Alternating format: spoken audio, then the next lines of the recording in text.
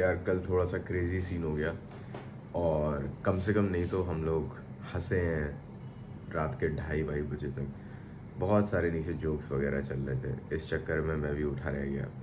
But that was again bit of a calculated decision. आज मैंने कोई मीटिंग अपनी इसी वजह से नहीं रखी थी क्योंकि मैं सोच के बैठा था कि भाई सैटरडे को रिलैक्स करूँगा। तो एक्चुअली वीडियो जो है ये बन रहा है 12:30 PM पे at this point of time. मेरे अंदर इतनी एनर्जी, ये मतलब इतना विल नहीं है काम करने की कि मैं अब वीडियोस बैठ के स्टिच करूँ। तो इसलिए I just record this one छोटा सा वीडियो।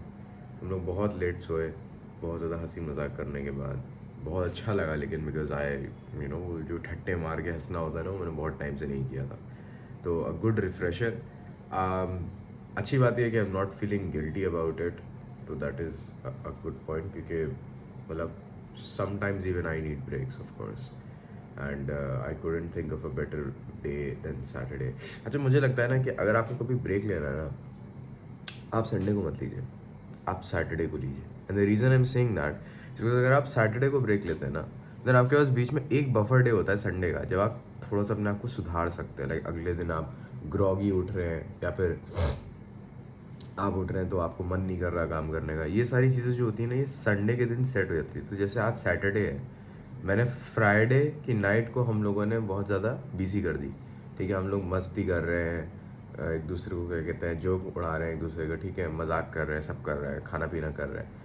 लेकिन फ्राइडे नाइट, और वो भी अपने दोस्तों के साथ, क्लब्स में बिल्कुल रिकमेंड नहीं करता, बार्स में बिल्कुल रिकमेंड नहीं करता। सिंपल रीज़न इज़ के you and up feeling tired, है ना, जब आप वापस आते हैं फिर अगले सुबह जब आप उठते हैं, तो वो कोई फ़ायदा नहीं है। मुझे नहीं लगता उसको कोई बहुत ज़्यादा फ़ायदा है। इट्स मच बेटर अगर आप अपने 5 दोस्तों के साथ बैठ के आप आराम से गप्पे लड़ाएं, शट्टे लड़ाएं और आप हंसे मजाक करें, जिसमें कोई मतलब वो होते नहीं वो वाले कॉन्वर्सेशन जिसमें कोई फ़ोन भी नहीं निकाल रहा अपना, इतना लोगों को मज़ा आ रहा है। तो वैसा कन्वर्सेशन करें और फिर लंबा सोएं विदाउट एन अलार्म, बिल्कुल आराम से सोएं। ठीक है, तो वो आपको इतनी खुशी देगा, अगले दिन जब आप उठेंगे आप बहुत रिफ़्रेश फील करेंगे। और गिल्टी इस वजह से नहीं होगा क्योंकि वीकेंड जस्ट किक इन किया होगा, सैटरडे की मॉर्निंग या आफ्टरनून अभी जैसे हो रहा है वो हो रहा होगा। और संडे का दिन होगा अपने आप को थोड़ा स्टेबलाइज करने के लिए। अगर सैटरडे का ख़राब भी जा रहा है तो संडे से नॉर्मल काम शुरू हो जाएगा और मंडे से will be back in action, जब पूरी दुनिया तब बैक इन एक्शन हो रही होगी।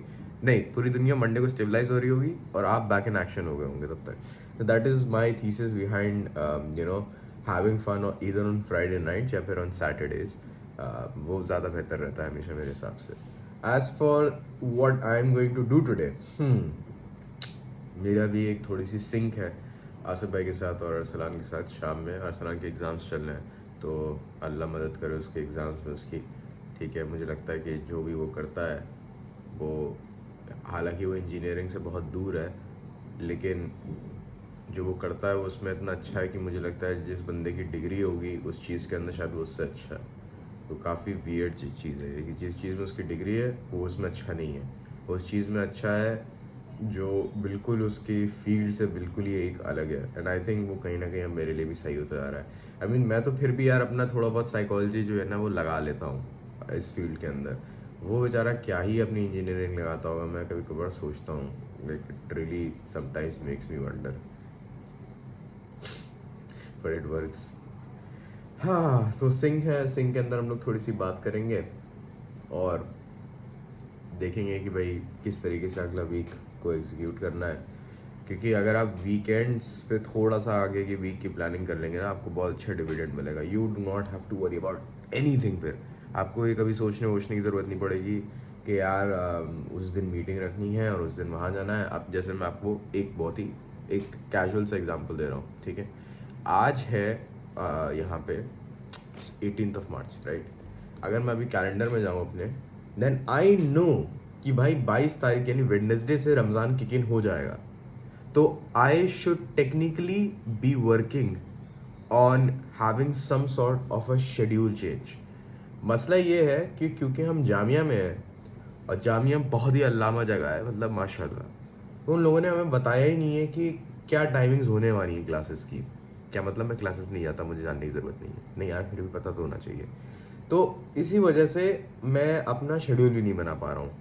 तो अभी मैं एक दो कॉल्स लगाऊंगा, लोगों को पूछूंगा कि भाई क्या शेड्यूल रहेगा, उसी हिसाब से मैं अपना स्लीप शेड्यूल ऑप्टिमाइज़ करूँगा।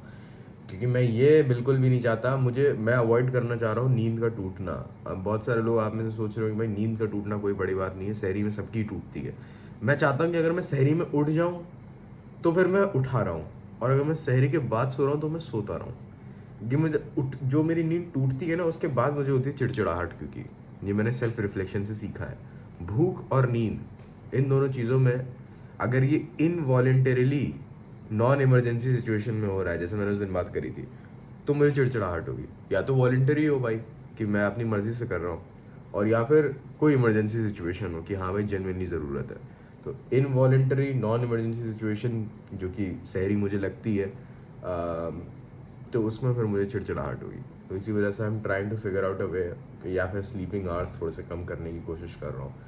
या फिर स्लीप को 2 हिस्से में डिवाइड करेंगे, अभी 8 एक बार में लेते हैं, फिर 7 या 6 लेके 2 बीच दिन में सोएंगे, या कुछ ऐसा ही करेंगे।